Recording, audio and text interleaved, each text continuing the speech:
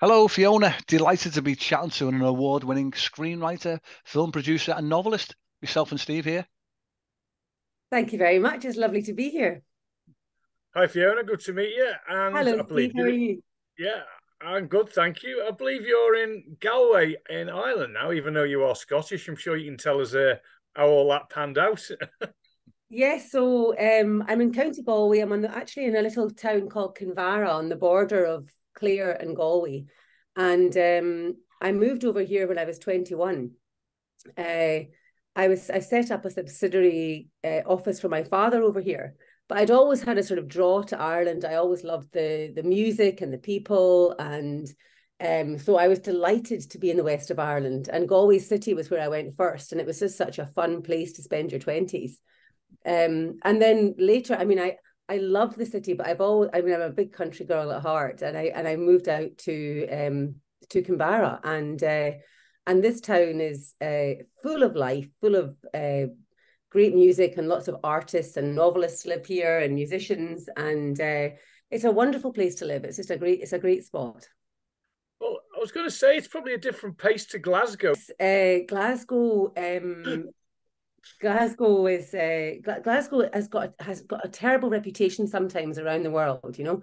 But I grew up in Glasgow, and I have to say it's one of the friendliest cities I've ever been in, and we had great freedom growing up there. And I've got a really strong connection with Glasgow, and I love Glasgow, and I love returning to Glasgow. But I think once I'd spent my 20s here, I kind of felt, really there'll become a turning point whereby I'll either be staying in Ireland or I'll be in Scotland. And really both are home, but I've got more roots here now, you know. So in terms of I'm married here, and and I've lots of friends here too. And my friends in Scotland are probably more dispersed.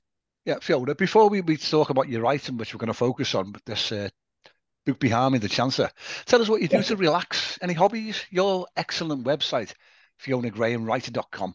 It mentions traveling, but not airports. What does Yeah, that Yeah. mean? You don't like there's a airports? story there, isn't there? Yeah. I just hate the traveling part of traveling. I love Yeah. going places, but I just hate it's all this sort of you're sitting on the plane, and then you go, oh, please don't let there be a bus to the terminal. Please Yeah. let's just walk out. Let's just walk. Oh no, there's a bus, you know, and Yeah.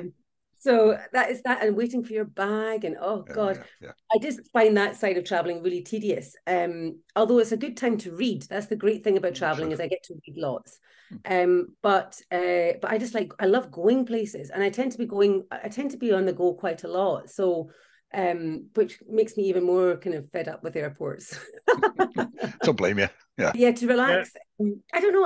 I mean, I'm not really one for sort of chilling out that much. I love walking, and I love water sports. Did a lot of sailing in my life. I do a bit of paddleboarding, and I love skiing and things like that. But in terms of sort of, there's nothing I don't tend to sort of sit down and not do very much. I always kind of have to be on the go, you know. Mm. Yeah. So that's sort of that's what keeps me relaxed, is being busy.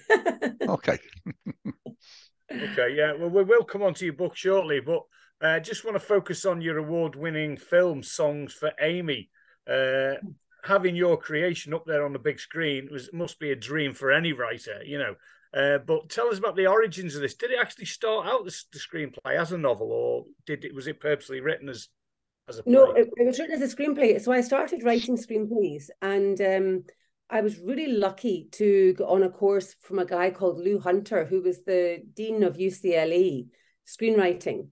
And he sadly passed about a year ago. But he was, and to be fair, he had a long and good life. But he was originally the head of story development at Disney, Wow. and so I couldn't really have been Wow. taught somebody better, you know. And his way of teaching, he was incredibly inspirational and encouraging. And I think even when you wrote absolute rubbish, he wouldn't say that's absolute rubbish. He'd say, well, what about if you introduce this into it? That might spark things up a bit, you know. And so that, you know, he was just so positive. And then every time he always, with all of his students, he'd say, send me your material, I'll review your material. This is long after we'd attended his courses, you know. And he always did, and he'd always write back his comments on it. And at the front of it, he'd always write, "Right on, dear Fiona, right on," you know. which I always took as, okay, this one's not good enough, I need to try better. But so that was how, so I started in screenwriting, and then I wrote songs for Amy, and I had a friend, Conrad Begg, who was a director. He did Top Gear, and he'd done a number of dramas as well, and we started working on it together, and bit by bit things came together. And you know, the amount of people that were involved in the film, a script is where it starts, and then it's just like a massive snowball that keeps rolling. So seeing it on the big screen was ultimately, you know, one of the best moments of my life, really. It was absolutely fantastic. Brilliant. The logistics of it, you worked as a producer on this as well. Were you involved with the logistics, like, I don't know, getting the actors fed each day, getting a catering van turn up, costumes? No, not so much that stuff. That was, I mean, there was other producers involved in that side of things, as in that would manage, that hired the crew and all that stuff. But no, my producing side of it was more, I'd got it to the table. We'd, you know, dealt with got all the tax incentives funding together, and then also casting. So I did all the casting, and the casting was great. It was great fun. Great fun. But we did a kind of open casting call for some of the characters, and like, you know, I'd be sitting in the hairdressers and I'd get a phone call, and they'd say, "Hi, I am Sled. I've read the characters. It's me." And I go, "Okay, can I call you back?" Yeah. But we were really lucky with the cast. We got great cast, and when Sean Maguire came on board, that was just wonderful, you know.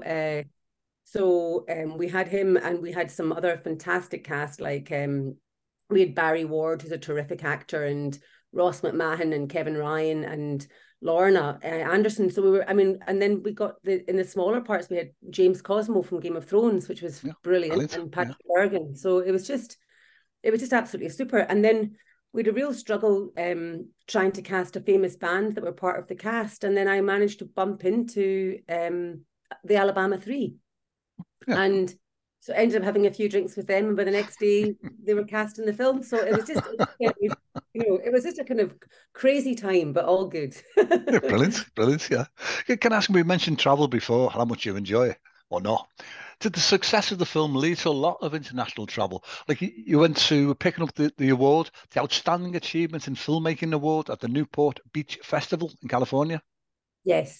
Yes, that was wonderful. I mean, I was out in LA quite a bit, anyway, meeting people and things. And we were in London a lot. We did the post-production with the Look in London, so we were in London a lot. And then when we entered the Newport Beach Film Festival, and that was where we held our premiere in California. And that was a big moment, and there was a lot of the cast were there, and the musicians that did the soundtrack, Jim McKee and Alton Conlon, were there too, and they were playing in the bars around the place, and it was just wonderful. So then, so that was a great time out there. And then when we won the award, that was really just the icing on the cake, because that was the first time, obviously it was the premiere, where you're seeing how the film goes down. And I think a lot of the audience, and in the first showing, there was a lot of the audience were maybe, not all of them obviously, but there was a large percentage of older people. And I thought, oh dear, is this going to go down well? How are they going to? And the laughter, the Americans are much more vocal in the cinema. You know, they're much more vocal than we are. We all sit and watch the film, bit of a chuckle here and there, but they shout things out and they're laughing. And I said, well, this is great, you know. So that was wonderful. It was really good. Oh, brilliant. Sounds fun, yeah. But so, is there a sequel planned for Songs for Amy, or? No, Songs for Amy was a standalone film. And then the Chancer, when I wrote the Chancer, I drew upon some of my knowledge of when I was making Songs for Amy. I used a lot of that background of meeting people and executives, and to how, you know, I love the sort of thinking of you're given these great opportunities and how things could go really wrong, you know, and that makes great comedy, you know. So that was the kind of idea behind the Chancer, and it was about, and actors, you know, I think both actors and writers, there are two careers that many people want to be, and actually actors have a fairly transient, challenging life, you know. They're every time they do a film, they're thrown into a kind of family, if you like, and then it's gone, and they're back home and waiting for the next job. And so there is, it's not as glamorous as it seems. And also the level of rejections that you have to cope with in jobs like that. Writing's the same. And that was something I wanted to bring into the book, that sort of the comedy of that, but also the emotion behind it, Yeah. Tell us about the publishing. You got a production and publishing company, Sonny and Skye Productions Limited. Yes. So I set Sonny and Skye up when I was making songs for Amy. Okay. And then when I was doing the book, I thought, right, well, I've got different options here as to how I go about this, but I wanted the book out quickly. Once I'd written it, I wanted to get it edited and get it ready and get it out. And secondly, I wanted to retain the film and TV rights. Okay. Because my plan, the book originally started out as a screenplay. So I wrote it as a screenplay first. Yeah. And then it was really just after lockdown, I thought, right, I'm going to try. I've wanted to write a book for so long. I just need to give this a go. And it's quite daunting because it was something I hadn't done before. And it's a completely different medium. Yeah. And I think my first draft of the book, actually it read more like a screenplay. And I was like, I have to all action. Yes. Yeah, But anyway, I got there in the end, and so I thought, right, well, I want to retain the film rights for this because that's my hope that's what we do next, Yeah. Well, we've touched on the Chancer already, award-winning debut novel and winner of Bronze Medal for Comedy Fiction at the Reader's Favourite International Book Awards, amongst others as well, So is there going to be more to this? Is it just a standalone? I'm still undecided. I think I probably will write a sequel to it, because everybody that's read the book has said to me, oh please write a sequel. And I know in my head where those characters are going, and it might be different if you read the book and you get to the end, you might have a different view on that, But there's so much depth there in terms of where the stories can go as well with the other characters and everything else. So I'm keen to write a sequel, but I think I might write something else first, and then maybe do it. I'm not sure. So I mean, I'm in the middle of I'm terrible at starting. I'll sort of start two projects at once and then see which one is pushing me forward faster, and that's probably what I'll do. Okay. Who did the cover for it? I love the cover design. Is that like an Oscar, film trophy? Yeah. An Oscar with the Irish hat. Yeah. Love it. Yeah, that's great, isn't it? Yeah. Did you design the cover as well, Fiona? No, I didn't. I had a great book designer called Vanessa Mendozi, and she was super, and she showed me about 5 or 6 designs, and that was I just saw that one, and I said, oh, that actually captures. It captures the comedy. And there's something, it's a bit of a leap, but when we were growing up in Glasgow, there's a statue. Oh God, I'm going to get wrong who it's of. I think it's of Wellington. It could be wrong. Yeah. But anyway, there's a statue in Glasgow, and he's on a horse. And every time you pass that statue, it's wearing a road cone on its head. And there's now postcards of that statue for Glasgow because it's never not got a road cone on its head. So it's just quite amusing, and it falls off and gets put back on again. And so also wearing the Irish hat kind of reminded me of that as well, which I liked. Tell us about your writing routine, Fiona. Do you have like a set daily word count in your head, or you just whenever the moment takes you? I definitely don't have a set daily word count. I mean, I am just not that organized. I think I've been asked this quite a lot, and I'm kind of envious of people that have a very strict way to write. And I've also hear, very well-known authors saying that that's the only way you can do it. And I go, oh God. But no, the way I do it is I tend to write an outline so that I don't write myself into a wall, because it's very easy to get halfway through and go, oh God, I know the beginning, I know the end, I'm all lost in the middle, So I write the outline first, but I try not to let the outline constrain me either. And then what I do is I'll just take lots of notes and all that sort of stuff, and think about ideas, and when I'm ready to write, to start the chapter 1, I then binge write. So I might write for hours on end, set my alarm to pick up my daughter from school because I'll forget, and then come straight back in and I'm at it again. And so that can go on for days. And then I'll just step away again for a few days and then back to binge writing again. So I do it that way. I find it much easier when I'm in the zone to, rather than actually forcing myself to sit down and write. And also there's other things that you have to do with writing too. It's not all writing. You've got to promote your books. You've got to, it's all that stuff. So there's, you know, you can have days where that's all you're doing and you don't actually get to do anything creative. That can happen as well. What social media works best for you? I know we've connected on Twitter. Are you using Instagram, TikTok, Facebook?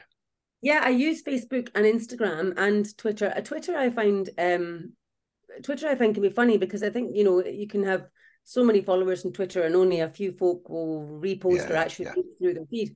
Facebook I think is more Facebook and Instagram I find much more engaging. And I tend to engage more on those platforms as well, to be fair, than I would on Twitter. But yeah, they're all useful. It can take up your full-time occupation, just, you know, doing the promotions. That's why some people say even with a traditional publisher, it's them personally who are doing all the hard work, all the graft, you know, for getting the work out there. Well, that's the other thing. That's very true. I mean, I know people that are traditionally published and they have to do an awful lot of self-promotion. You know, they don't take that weight off you. And so there's something nice about having, you know, you can control where the book is going, what the cover looks like. There's much more control. And self-publishing or independent publishing is a completely different animal to what it was 10 years ago. And there's much more out there in terms of assistance, and it's not deemed as you self-published a book like a vanity publisher anymore. That's changing, isn't it? Yeah. It's totally changing. And when you look at the sort of top 10, top 20 books, a lot of them are independent publishers. And so, you know, if you've got that drive and keenness to learn, because I had to learn so much to do it, then why would you not do it that way? Yeah. I mean, you answered this question before pretty much, but I was going to ask you about being a plotter or a punster, and you clearly do write and have a little bit of a plot, but then you said, you know, you like to binge write as well.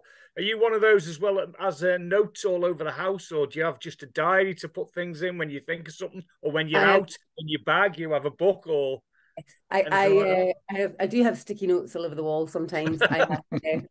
I normally carry a notebook with me if I'm traveling anywhere or going anywhere for the day. I'll have a notebook with me just in case. And I also have put notes on my phone, but I much prefer I'm so old school. You know, I actually realize I'm turning into a dinosaur because I actually much prefer pad and paper, and then I'll come home and type up notes.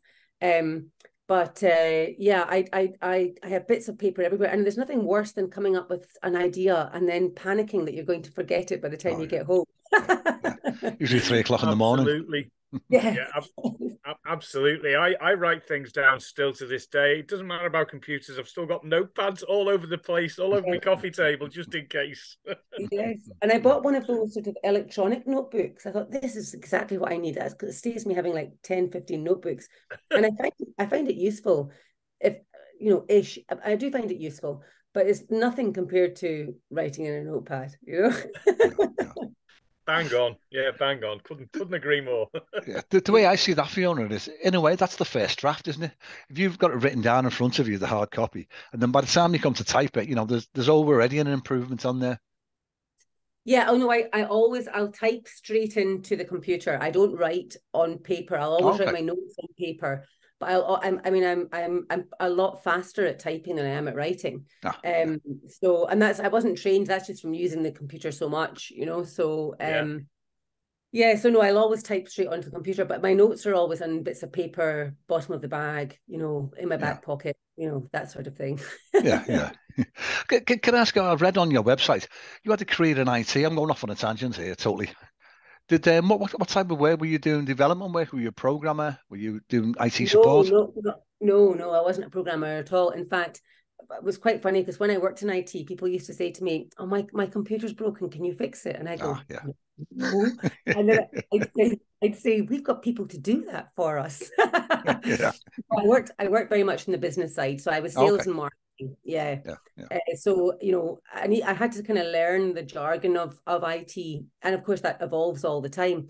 But we used to have a little joke that when the technical people were in the room and they were being asked a question, that we had our fingers in the buzzers going, "I know the answer to that." We didn't understand the answer, but we knew the words. So I've worked in IT for over 30 years, and the thing you always dread is, I don't know, you could be having your lunch, you could be, I don't know, using the gents, and someone next to you will say, I've got this PC at home. No, I don't want to know. Sorry, I've fixed that many, and I'm just absolutely sick of it. I don't want to hear that question. Yeah, no, I was lucky to be surrounded by very technical people that were always there to answer the tough questions. And so yeah, it was my father had set an IT company up from his house, from the house. My parents actually did it together. And he did very well, and he got into he was very visionary, and bit by bit that business grew, and so I set up the office over in Ireland, and that's what I did. So it was a family business. Yeah. Oh, brilliant. Yeah. I did an observation earlier on actually about you made a note on your bio that said writing to-do lists and losing them. So I thought that was quite humorous, to be honest. And it also mentions that you don't enjoy clowns, the dark, cellophane, or mental arithmetic. Yes. Explain. Well, clowns. Oh no. I just think clowns give me that feeling of they're masking something that's I don't like it. There's something creepy about them. I can see why they make loads of horror movies about them, because, and I won't watch those movies either. So clowns definitely no. The dark. I've never liked the dark. I even as an adult, I still sleep with the whole light on. So so I don't know what the problem is. There are too much of an imagination, I think, of the sort of things that you can't see in the dark. And then cellophane, I mean, just no. I mean, it just gets all coiled up and you can't deal with it. And it's just one of those footery things that I can't bear. And it's plastic and it feels horrible. And mental arithmetic, no, I'm useless at just mental arithmetic. I remember at school, just everybody would be getting 8 or 9 out of 10, and I'd get maybe 1 or 2 out of 10 because I was still on question 2 when they were all at question 10. Yeah. I'm going off on a tangent again. What fiction or films do you enjoy reading, watching? Well, really everything. I mean, I watch and read everything. I'm not genre specific. I do love comedy, and that's where I'm more comfortable writing in comedy and dramedy. Yeah. But I'll watch thrillers and I'll read thrillers and I'll read all dramas, everything. Yeah, so I mean, in terms of authors that I like, my sort of all-time favorite authors would be people like Nick Hornby, David Nichols, and then more recently, I loved the book by Gail Honeyman. Eleanor Oliphant is completely fine, and I really like Noah Hawley as well. So a kind of variety of different writers, not necessarily in my genre. And then with films, I've got a kind of top 10 films I've always loved, and most of them are probably films I watched when I was younger. But my probably all-time favorite film is Dead Poets Society with Robin Williams. Yeah, brilliant. Yeah. Not a fan of Stephen King's It, at the IT film, with the ghost clown, the monster. I mean, Stephen King has terrified me. I mean, I've watched Children of the Corn, and I made a mistake by going to see Room, whatever it is in the cinema, Room 31, whatever the room was. Every time I stay in a hotel room, I think I might be in that room. So he's a brilliant writer, but terrifying. And then and Steven Spielberg also terrified me with Jaws. Yeah. I watched Jaws when I was far too young. Yeah. And so now when I'm in deep water, you've got, as Billy Connolly would say, there's a cello playing behind you, There's a massive impact from these films, if you think about it, on your life. I mean, people are scared to swim because of Jaws. And that's true. Stephen King's got people terrified of hotel rooms. Yeah. Have you seen Stephen King's Salem's Lot? Salem's Lot? No, I haven't seen Salem's Lot. Don't watch it. Don't watch it. Terrifying. I can honestly. There's a scene there where they're lying in bed. I'm not spoiling anything. It's near the beginning, I think. But with these sort of vampire, the friends, they're sort of tapping on the window, the second story window, hovering in the air, knocking on the window for him to come out. And that's I saw that about 40 years ago, and I'm just about getting over it now. Definitely don't watch it in the dark with clowns. Don't watch it. You're not scared, are you, Steve? No film scare you, do they? No, it doesn't bother me in the slightest. Nothing like that. I don't get spooked over anything at all. They bore me sometimes if they're hairy, scary movies, because I don't find them. They don't make me jump. I must admit, though, Jaws when I first saw that back in 1975 at the cinema, I mean, I jumped at that. Yeah, because that is when that, you know, those teeth come towards you. We need a bigger boat type of thing. You know, it's like, wow, that's incredible. Yeah, but no, I don't. It don't bother me at all. Anyway, finally from me, what advice would you give to a new writer coming into this for the first time, and he's going to put, or she's going to put, pen to paper or to type? Well, I think like everything, I mean, it doesn't just apply to writing. I think it applies to everything in life, whereby you just have to keep going, keep writing, and don't doubt in it. You know, you're never, the first thing you write is never going to be amazing, but you'll constantly improve, and it's practice, like everything in life. You've got to practice your skills and just keep writing and keep going. So that would be, and you know, just because the first thing you do you might not be successful with, keep going. That would be my my motto. Just don't stop. Okay. And is it easier, would you say, to write a screenplay or a book? Good question. Well, they've both got pros and cons. I think I find writing a screenplay slightly easier because there is the sort of structure that you follow, and you have to be very frugal with your words. But and it's a shorter process. Well, not always a shorter process, but it can be a shorter process because literally there's less words. Yeah. But there's something really freeing about writing a book where you can go off inside the characters' heads and go off to a tangent and backstories and stuff like that. And that actually brings out more of the story sometimes that you can't get across necessarily in the screenplay, or you have to find very clever ways of doing it in the screenplay. So yeah, I don't know which is harder. I don't know. They're both difficult in different ways. Okay. Yeah. Fiona, as we mentioned, time's caught up with us, but it's been an absolute delight chatting with you. And listen, it's been lovely talking to you too. Best wishes, and I'm hoping to see the Chancer on the big screen sometime in the near future. Thank you very much. That'll be amazing, okay. Yeah. But for now, Fiona, thank you very much, and take care. Thank you. Thanks. Bye-bye now. Cheers. Bye. Bye.